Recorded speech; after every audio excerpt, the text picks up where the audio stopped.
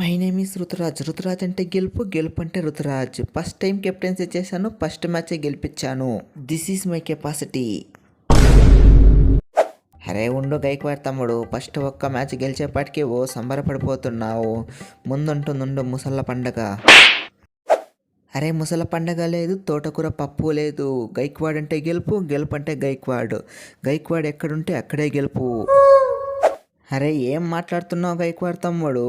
కష్టపడి 32లో కొట్టినా, అలాంటిది నన్ను పొగడకుండా నువ్వే పొగడుకుంటున్నావు.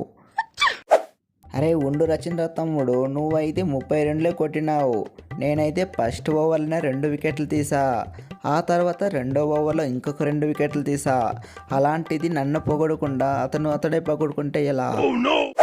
అరే అలా ఏమీ లేదు ముస్తాఫజీర్ అన్న, ఫస్ట్ మ్యాచ్లోనే కెప్టెన్సీ చేసిన, అందుకే ఫస్ట్ మ్యాచ్ గెలిపించిన, అది తప్ప ఇంకేమీ లేదు.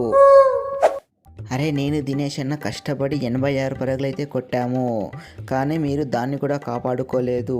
అరే బౌలర్లు ఒక్కరు కూడా వికెట్లు తీయలేకపోతే మనమేం చేసేది? లేకుంటే మనం ఈజీగా మ్యాచ్ గెలిచే వాళ్ళము. అరే దూబే బ్రోని ఒక్కని వికెట్ తీసింటే చాలు, ధోని అన్న వచ్చి 2 బాల్ ఆడేసి వికెట్ అయిపోయేవాడు, మనం ఈజీగా మ్యాచ్ గెలిచే వాళ్ళము. అవన్నీ స్పాయిల్ చేశారు.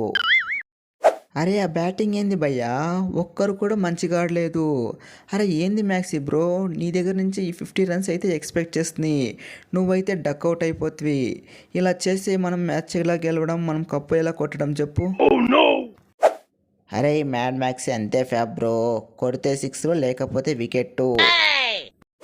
అరే మ్యాచ్ పోతే పోనీ అందరూ వదిలేయండి, ఇది మనం దేవునికి వదిలేస్తాం. నెక్స్ట్ మ్యాచ్ నుంచి చూసుకుందాం మన ఆర్సీబీ పవర్ ఏంటో. అరే అంతే విరాట్ బ్రో, అంతే, నువ్వు చెప్పింది కరెక్టు. ఫస్ట్ మ్యాచ్ అప్పుడు దేవునికి వదిలేయాలి, నెక్స్ట్ వచ్చే మ్యాచ్లపై మనం కాన్సన్ట్రేషన్ చేయాలి. ఫ్రెండ్స్ ఈ వీడియో మీకు నచ్చినట్లయితే తప్పకుండా మన ఛానల్ని లైక్ చేసి సబ్స్క్రైబ్ చేసుకోండి. అలాగే మరిన్ని వీడియోస్ కోసం మన ఛానల్ని సబ్స్క్రైబ్ చేయడం మాత్రం మర్చిపోకండి.